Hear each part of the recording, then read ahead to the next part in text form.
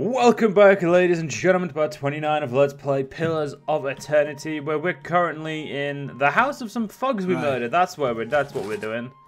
Because I mean, technically, I didn't want to murder them. They just, you know, assumed I was here to murder them. And the fire shows me something new. Oh, thank God, he immediately disarmed that.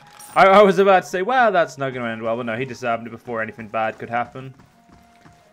Steady does it. This is why we sneak, ladies and gentlemen. It's safer. Well, scout, same thing. Anyway, so in the last part, Aldwyn and his team or party, whatever you'd like to call the, whatever phrase you'd like to use for the RP, for the term of his companions, something over there. Had a lot of fun, and this is the first time I've discovered something. So we went to the steward, spoke to her for a bit. That's bloodstones. Often a deep green, but the presence of pockets of iron or red jasper resembling blood spider gave the stone its name as well as its value. Huh. Hopefully that's worth a lot. Doesn't look like there's anything else in here. Is there anything in these before we leave? Yep. I can do that. Always is. That's settled. There's some silver. Let's get out of here then. Now we're still exploring the city, if I remember correctly. We should be able to find out some fun stuff, hopefully. We will see. We will see. Dude, the loading time is still not the best, but what can you do?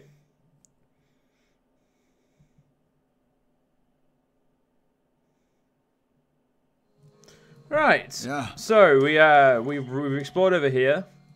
We explored over here. We were gonna buy some. Oh no, we did buy a weapon. That's right, we bought a weapon for Adir. He now has a hammer now. As we can see, so you can just see it there. I believe there's something in here. This is the Adem's, or Admef's Den. Sometimes, ladies and gentlemen, I can read things correctly. So other times, my brain just decides to, you know, ignore pretty much everything it sees and just say something different. I mean, we all have quirks. Mine's just fucking weird.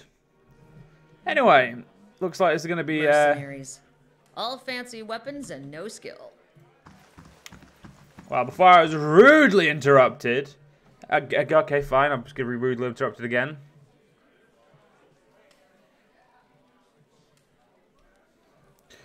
A well-groomed man steps through the hall with a confident swagger, a smug grin etched onto his face. He is flanked by 5 of the hard-looking individuals. One of his companions eyes you for a moment before spitting chew at your feet. Another pup come wandering in, I see.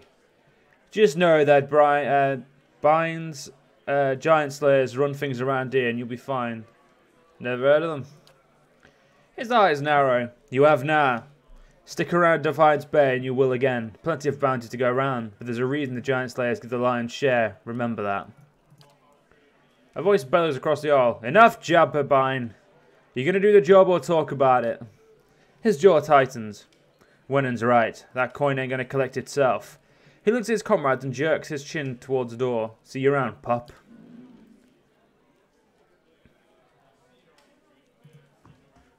Don't stand on ceremony. State your business. Looking for work? Go see Orsic.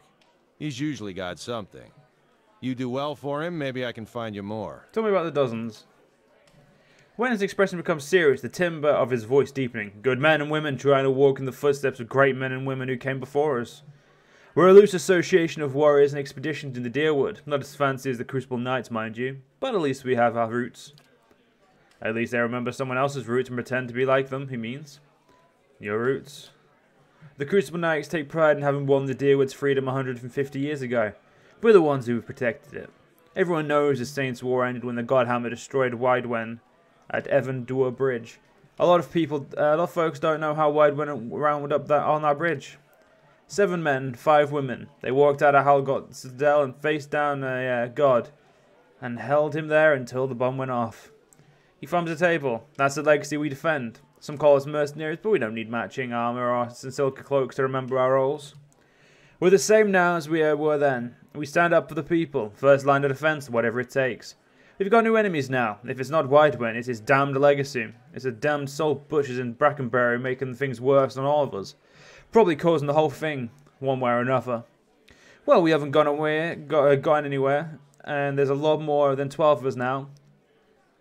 We defend Deerwood once, we'll do it again. When casually nods your way, his eyes continue to float from mercenary to mercenary as he speaks. What else do you need? Fuck all, mate. All good. Well, I think the first thing we're going to have to do is obviously clear out the reading of everything in here that we can do, because that's just... I mean, you can't play an MMO, or sorry, an RPG without talking to everyone. So into Corin, you see 3 human boys walking for a city street, pushing each other and joking with one another. They stop, one of them pointing down the road, and look at each other. This Olan, the younger and smaller, is the target of their attention. She has a handful of coins as she passes from hand to hand and is moving towards the marketplace. The boys move quickly, working their way around her through the crowd until they form a line in front of her, herding her into a shadowy corner, away from the main thoroughfare. The boys taunt her, accusing her of stealing the coins, talking over her protests of innocence. They threaten her, telling her that they will turn her over to the city watch for thievery if she doesn't give them the coins because they can help at least 3 unfortunates. Because they can help at least 3 unfortunates with money. One of the boys reaches for the coins, but she pulls back her hand. He cuffs the side of her head and grabs her hand, forcing it open, letting the coins drop into his palm. The other boys laugh, thanking her for the service, then disappear into the crowd. The Orlin looks around, tears welling in her eyes. She spies a member of the watch and runs over, telling her she was just robbed. The guard is unmoved, informing her that if he helps, she's just going to let it happen again next time. She protests, telling him that it's his job to protect help, but the guard is unmoved and unmoving. She stares at him for quite some time, fury burning behind the small eyes. Without saying enough words, she turns and storms off, her face set with resolution. So, Kluru Zemma. God, these people have got a lot to flip into backstory, aren't they? And they're just random characters. This is good storytelling, ladies and gentlemen. You see this Orlin cautiously making his way down the darkstone corridor. His eyes are wide, and he is continuously looking over his shoulder, every noise making him jump. He appears dressed for adventure, but his armor is ill-fitting, and his pack refuses to stay on his back. Another sound reaches his ears from behind him, and he spins around, peering into the darkness, trying to discern the sound of that noise. He stands there for several seconds, holding his breath, staring. When nothing happens, he lets out a relieved sigh and turns to continue walking. His pack slips from his shoulder and cooking implements tumble out, sending a clattering din down the quiet hall.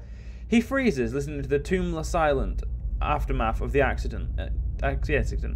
Booming footsteps reach his ears from behind him. He lets out a little squeal and runs away from the approaching creature, clattering through his spilled gear. The footsteps speed up and the Orlan squeals again, hurrying down the hall. There is a guttural growl close behind him, and he turns to see an ogre emerge in the darkness behind him.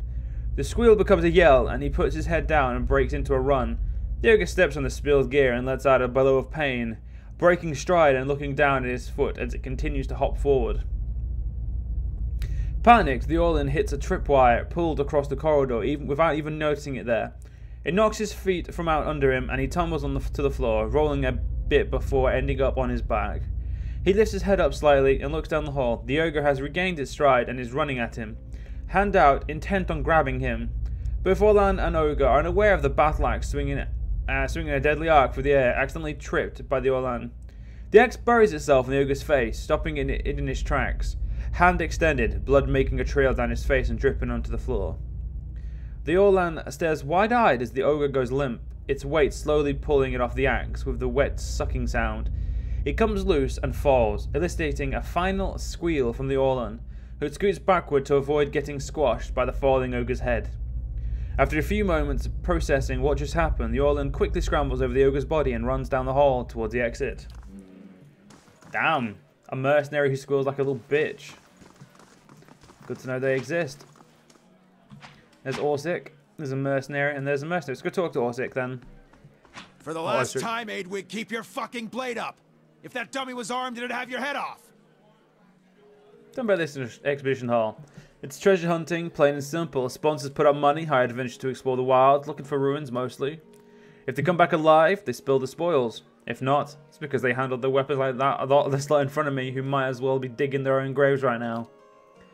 Got business with me? I'm looking for work. You want an expedition? Talk to Wenham. I just handle these mercenary shit shovelers. Adventurers, I mean. Although, he sized you up, I do have something I need done. Something that requires... He glances sidelong at the adventurers flailing away helps the dummy. Competence. What do you need done? I was formerly one of the Knights of the Crucible. When I left, they kept my arms and armor. The arms they can have, but the armor belonged to my family. I'd like it back. Why don't you just go ask for it back? No. Not that like that, I'm sure. But I won't be going. Sooner be torn apart by dogs than give them the satisfaction. Doesn't sound like leaving the Crucible Knights was your choice. You don't choose to leave knighthood. The Crucible Knights, they may not be a real knighthood, but the oaths you swear are just as true. Still, turns out that even unofficial knighthoods have politics. You cross the wrong man, suddenly all kinds of accusations are thrown your way, and nobody believes you. Nothing more destructive than a coward with the wrong idea. So what's this armor? It's a breastplate. Not much to look at, and it's seen far too much use, but it's been in my family since the liberation. I'll see what I can do. Then it's Penhelm you're looking for. A low snake of a man. If he was to die choking on his own black tongue, it'd be too kind of fate. He kept it when he had me kicked out. He leans in closer. I got word from a reliable source that Penhelm visited a forager in Under's Gift right after having his soul lineage read by a cipher in Durand Row. Should you have it in your heart to find a way to ruin his life while you're there, well, drinks on me. Having his soul lineage read? It's a requirement to join the Knights. They have to ensure a novitiate doesn't have a subversive lineage. If Penhelm's superiors found out his affidavit was a fake, his career would be over. Every novitiate gets an affidavit from Dunreed Row, and those are stored at Crucible Keep.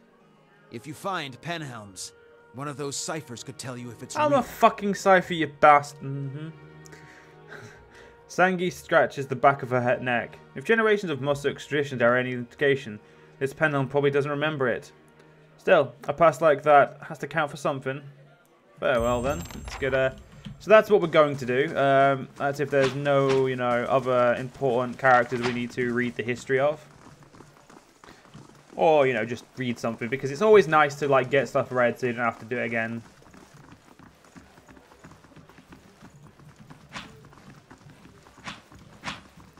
So it seems like we're going to be doing a bit of stealth work. A simple test. That's settled.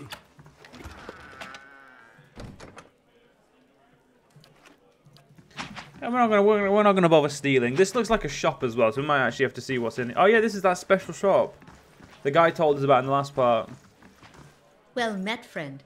Haven't seen you. The woman looks up from polishing a dagger. Haven't seen you before. You headed out of an exhibition company. Sure, he's in there, bro. Are you betting 1-1? Can I buy something? I'm afraid not. See, it doesn't only do business with me so long as I only do business with them, and they're good customers. He jerks their thumb at the door. But if you get on the good side, he could make an exception for you. He's probably training some of the new recruits right now. How long have you worked at Adam's Den? She leans on the countertop and drums her fingers. Oh, a few years. I got in the minute the last merchant cleared out. She nods toward the main area of the hall. They've got a new exhibition venturing out every week, so this is a great place to do business. And the dozens make loyal friends and loyal customers, as long as you stick by them. She taps the counter. The vendor who was here before me, they ran him out when he sold his best helms to a pair of Crucible Knights. I've been careful not to make the same mistakes. Well then, that's all I'm interested in there. So let's get ourselves to... So we've actually picked up quite a few quests now, as we can see. So I'm actually going to go do the... Probably do the Rogue Knight first. Because, I mean, I think the Crucible Knights are here. So, I mean, in this part of the city, so... If not, then, well, what are you going to do? We'll just have to find it. It's also nighttime, so I feel like this is the best time to do it. I know they're in first fires. Let's get ourselves to first fires then. First things first, though, we've got to go. We're going to explore a little bit more before we do that. We can get there eventually. Odohan the Ingenious. You see a small band of people walking down a rutted road surrounded by a thick forest. This man walks alongside them, chatting and joking like they were lifelong friends. Though his appearance is one of frivolity, his jovial facade is betrayed by the occasional sideward glance into the dead tree line. There is a noise from the trees around them, the sound of someone breaking a twig.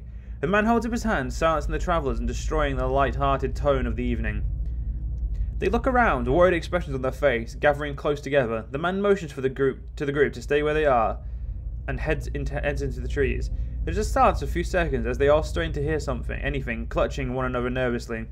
There's another rustling, this time coming from the direction the man entered the wood. A single figure emerges from the tree line, and the group visibly relaxes, seeing him approach. The figure comes close enough to the group to see his face, and one of them lets out a cry of dismay when they realize this is not their friend.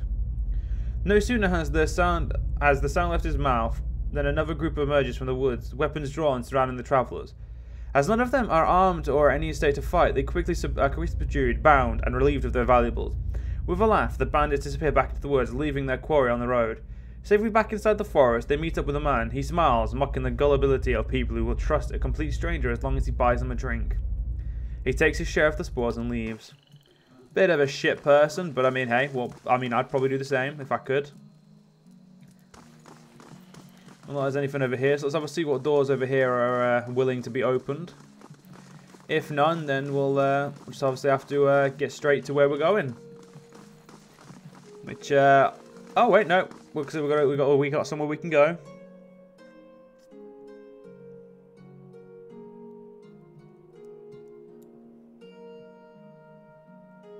More mercenaries and addicts. So we've got a crack house, I'm guessing, then. Well, there's Persnick. Don't know who that is, but there's someone called Persnick. The guard holds up a hand as you approach. You can turn right back around. The lower floor is all yours, but nobody goes upstairs. Why not? He scowls. Because you'll be breathing through new holes in your neck if you get up there. That's why. Just mind your own business. Once you're on the serve, you're not going to much care where you are anyway. Any chance you could look the other way? The guard narrows his eyes and takes the money. I do like the view over this way. He turns around. I just want to know what's You up must to. gather your party. Oh, don't bitch at me, game. I know what I'm doing. Well, I have some clue of what I'm doing. Oh, I actually have to fight. The game was being serious that I was. Well, this is what happens, ladies and gentlemen, when you don't listen to the game. Holy crap! Your dog just got its head kicked in. Yes? Needless to say, that's, why am I at the back of these? Why was I not engaged, game? I feel like that was a dumb thing on my part not to be engaged. Well, I haven't got anything to you to heal with, so you're just going to have to, hope that you're fine. Unfortunately, the poor wolf got his head kicked in. Luckily, I don't think he takes... Oh, that's... Well, this is a very good reason to have... Oh, that's worth 3 copper. 6 copper. 1 copper. 1 copper.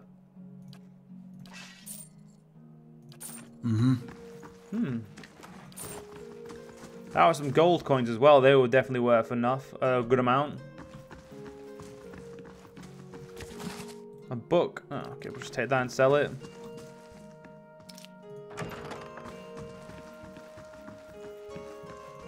Well, I don't know who that is, but let's talk to him. A man lies bound and bloodied on the floor before you. His face is a tapestry of bruises, and blood is spattered across several corners of the room. The man cringes and sobs as you approach. Gods, please. Please no more. I can't take any more. I'm not here to hurt you. The man pauses, gazing up at you. You're not? Oh, praise Bareth. You're not one of his men, are you? He glances nervously behind you. He shakes his head. Please. I don't know who you are, but my name is Persnick. This is my house. You have to help me. And who was that man downstairs? Who was that downstairs? An imposter. Some wizard named Nereid. He came into my house, tied me up in here, tortured me, and now he wants him and his men are eating my food, breaking my things, and selling Sverth. Inside my own house, he blinks. He just turned up all of a sudden. The person looks away, unable to meet your gaze. I may have hung out onto a tiny portion of my supplier's share, but I needed that money. What exactly happened?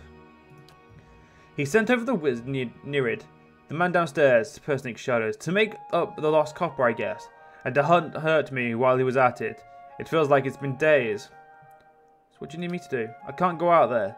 Not while he's downstairs. I've been tied up for the gods knows how long. Please, you have to kill him. Fair enough. Person like that is a relief. Oh, thank you. I'd help if I could, but in my state, I'd probably just slow down. Please, be careful. I mean, I'm just going to kill him. It's not as if I need to be careful. No, right, you know, I remember being cocky is not the way to go. Because when you're shit, being cocky really just doesn't work. You must gather your party. Don't sass me, game. I will gather my party whenever I feel like it.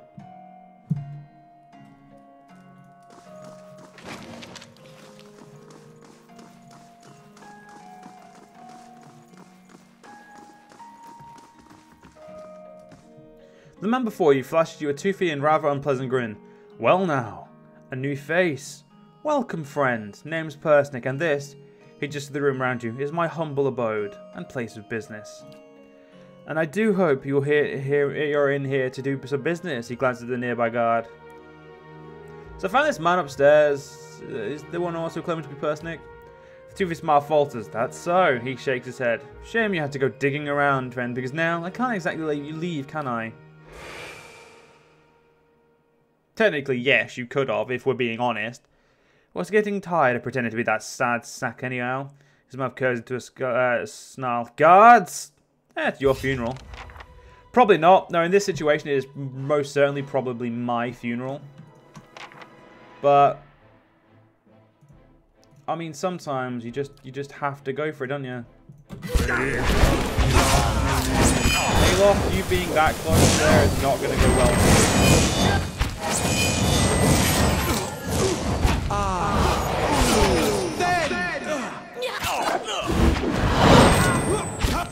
Holy shit, this is like the, where am I? I'm there. Kill that mercenary there.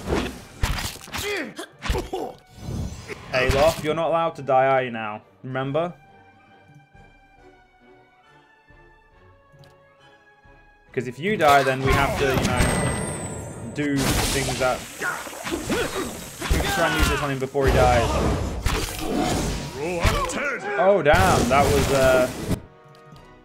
that was some badassery right there. And Durst down. Apparently I can't join over there, so I'm going to have to join in over here.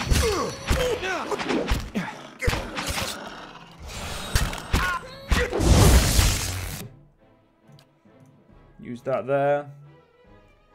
Gonna use this here. Damn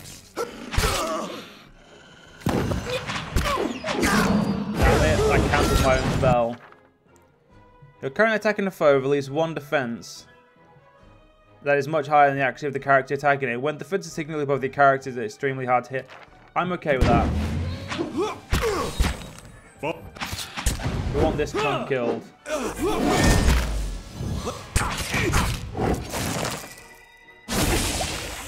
Stop! Nerid staggers back, holding a bloody hand in front of him. I give up. Just leave. And I'll go peaceful, alright? Too late.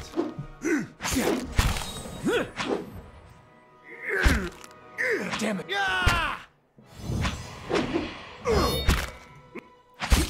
Oh, fuck.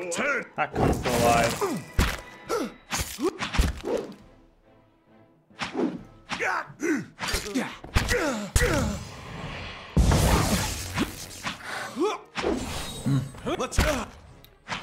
Well, only most of my pie got their head kicked in. I mean, that's progress, that is, ladies and gentlemen.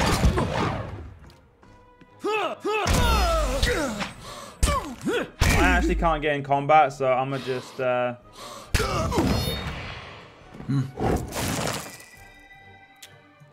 Well, I think that went very well, ladies and gentlemen. Yeah. I mean, look at all this free shit we got. See? Obviously, that was a great idea. So let's before I end the part, because we do need to end the part, we're gonna get this grimoire out. Alof, you've already got loads of grimoires, but you want to learn that spell, and you want to learn that one. So we can put that back in there now. Right. So that's Sveth is a drug. So, ladies and gentlemen, in the next part, we'll go upstairs and see what person has to say. Hope you guys enjoyed. See you guys next part. See you guys then.